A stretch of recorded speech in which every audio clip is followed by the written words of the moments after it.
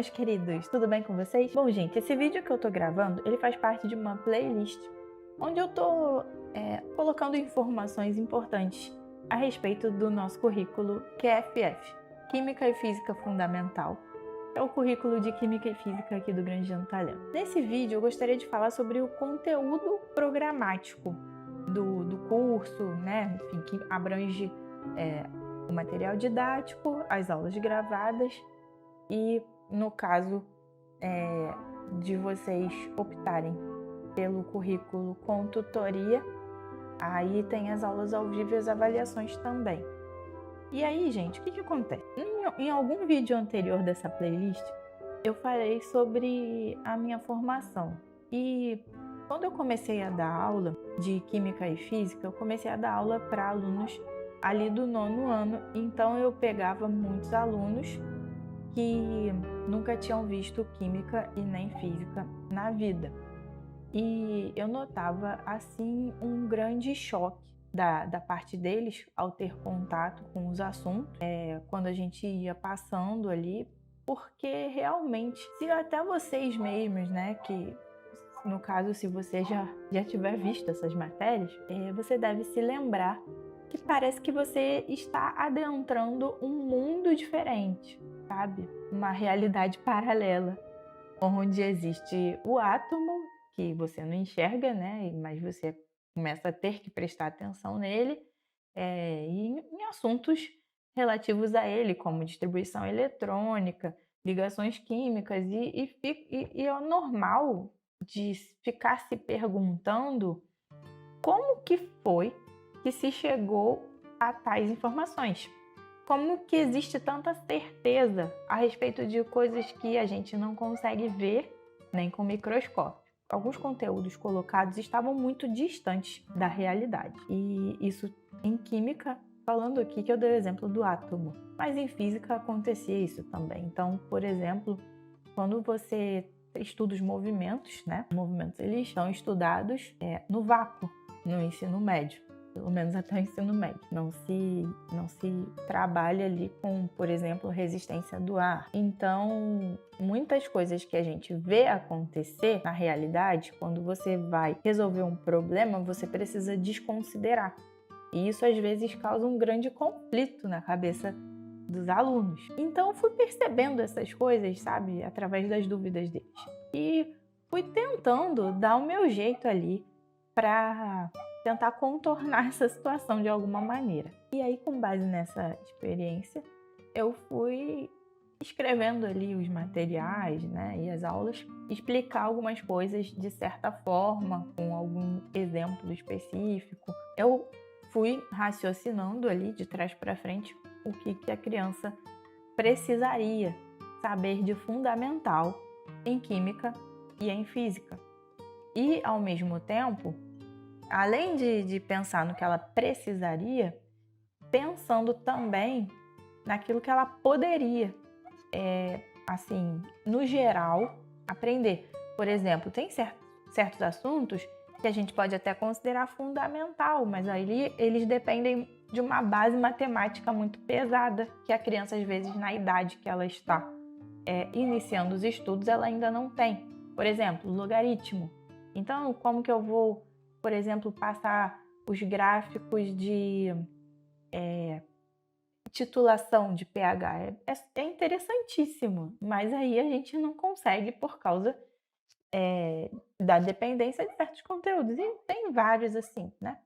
A gente consegue passar de outra maneira, a gente consegue passar utilizando ali um pano de fundo histórico, mostrando como que o pesquisador descobriu aquilo ali. E a gente deixa em aberto, eu sempre coloco muitas notas de rodapé no material didático ali, né? Ali embaixo no material escrito. Eu também falo nas aulas, deixo em aberto e recomendo, né, que se pesquise a respeito ou se estude tal ou qual assunto para melhorar ali o aprendizado. Então, vamos agora falar sobre o conteúdo programático propriamente dito. Em química, a gente estuda primeiro a matéria, né? Tem o primeiro módulo, é o módulo A Matéria. Os que eu tenho prontos e já tenho impressos, eu até posso mostrar aqui para vocês. E aí, nesse módulo, o que a gente estuda? A gente estuda basicamente as propriedades da matéria, porque elas acabam embasando ali o estudo nosso da química e às vezes até da física, a depender ali do assunto. Então, a gente começa com as propriedades da matéria. Propriedades gerais, propriedades específicas, propriedades funcionais. E de início, antes disso, na verdade, a gente procura explicar o que é que a química estuda, quais são os rudimentos ali, as primeiras definições, o que é um sistema aberto, sistema fechado, sistema isolado, porque isso acaba sendo necessário para o que nós vamos falar depois, e também sobre as áreas da química. Então isso é importante também, quando você apresenta um assunto novo, um assunto completamente novo para a criança, você dizer assim qual é o panorama geral daquele assunto e por onde que ela vai começar. É como se você desse um mapa do assunto para ela, sabe? Então ela acho que consegue visualizar melhor na cabeça dela onde ela pode chegar naquele assunto. E depois em química a gente vem com o trabalho primordial de um químico, separação e identificação de substâncias. E aí aqui nós vamos falar sobre misturas e sobre separação de misturas, diversos tipos. Então, basicamente, toda aquela parte inicial ali de separação de misturas e tipos de misturas a gente vê nesse módulo. Essa parte de separação de misturas já começa no 6º ano, pelo que eu vi. Mas depois eu faço até um vídeo comparando exatamente os conteúdos do QFF com BNCC para vocês terem uma ideia do que a gente faz aqui e do que é agora exigido ou cobrado, né, pela BNCC. Vocês vão ver que não é nada de outro planeta. Bom, depois em química nós temos o estudo do átomo, que é, na minha opinião, acho que é o mais importante, né, que depois vai embasar tudo. Esse aqui. E aí nesse eu realmente tive que me preocupar em aprofundar certos assuntos que eu não vi nem na faculdade. Eu fiz engenharia química. Tem bastante química, não é tão aprofundado quanto seria, por exemplo, num bacharelado em química, mas tem bastante, mais do que no nível médio. Então, só que ainda assim, não existe a preocupação em mostrar de onde surgiram as ideias que embasam os conteúdos que a gente estuda, que você está estudando ali. Distribuição eletrônica, por exemplo, de onde veio? Não se fala isso nos livros didáticos. Não se fala nem na faculdade. Você simplesmente tem que entender que aquilo ali existe, o átomo é daquela maneira e não se fala como se chegou àquelas informações, porque isso é de suma importância para os alunos perceberem que aquilo ali faz parte da realidade mesmo, sabe? Então, nesse módulo ele ficou grande, né? No caso de química ele ficou um dos maiores, talvez assim bem denso, né? Mas eu achei muito importante colocar essas informações e eu tenho visto que isso fez uma diferença danada no aprendizado dos alunos, porque quando eu não tinha tanto tempo para me delongar assim, em certos assuntos, o aprendizado do restante acabava sendo prejudicado. Então, às vezes, realmente você precisa aprofundar melhor, porque depois a coisa flui mais rápido. Depois, em química, a gente tem o estudo da tabela periódica, que no momento que eu estou gravando esse vídeo, ele ainda está em elaboração e provavelmente será o maior módulo do curso de Química, porque nós estamos falando sobre todos os elementos de todas as famílias. E depois do módulo de tabela periódica, nós temos o módulo das ligações químicas, que também é um assunto muito importante para o aprendizado da química. Você conseguir entender por que os átomos se ligam,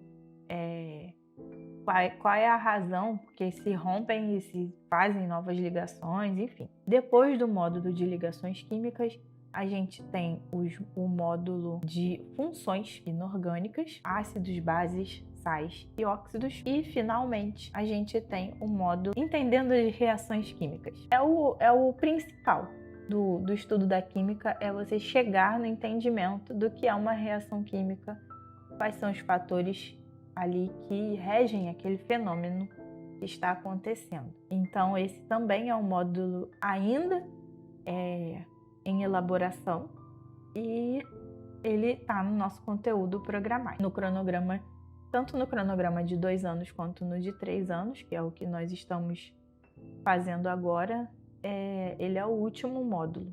E aí agora falando dos módulos de física. O primeiro módulo, que é bem pequenininho, ele só tem 2 lições e ele fala sobre introdução à física, basicamente que é uma lição falando sobre o que a física estuda, dando aquele panorama geral da física, né? Assim como eu fiz com química.